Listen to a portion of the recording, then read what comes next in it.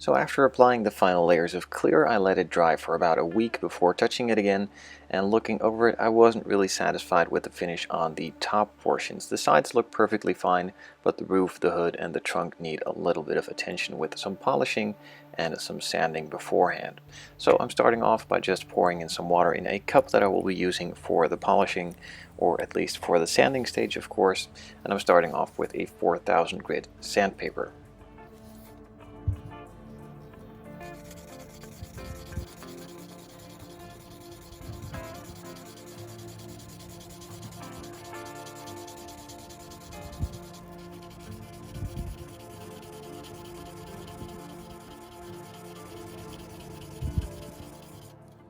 Once I've finished with the 4000 grit stage, you can see that it's really hazy and scratchy from left to right, and that needs to be fixed and sanded out with a 6000. And after the 6000, I'm going to move over to the 8000, and you could go to 12,000, but I personally don't really see the need in that, because as you can see, it's already starting to get its shine back, and specifically after the 8000, it's pretty much shiny again and just needs a little bit of polishing to get it to a nice gloss.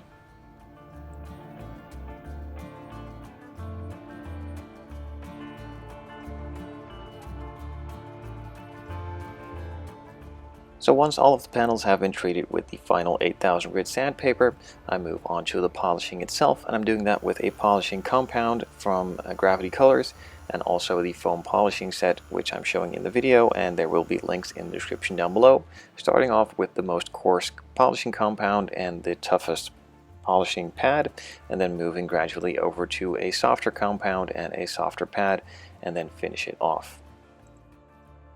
So in the painting video for the body, I did the chrome trim around all of the parts around the body as well, and around those parts there needs to be some rubber as well, so I'm just filling that in with some black paint and then removing most of it so that just a little bit will stay in the panel line and simulate that rubber look.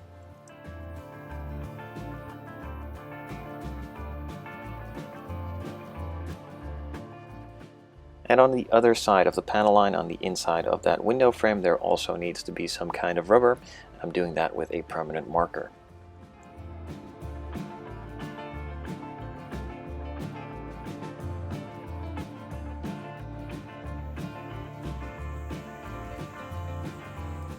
Before I could glue all the glass in, I decided to paint the entire inside of the body with some black just to hide it. After all of the frame parts and stuff have been put in, a lot of this will still be visible. So by just painting it all black, it is not as visible, with it all being white, of course.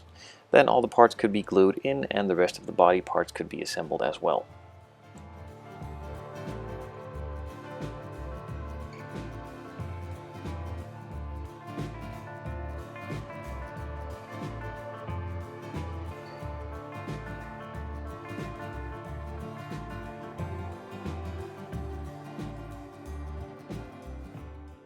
So for some reason there wasn't really anything to mount the bumpers with, so I decided to drill a hole in the bumper and also in the body itself where they needed to be mounted, and then just glue a pin in it and slide it all together.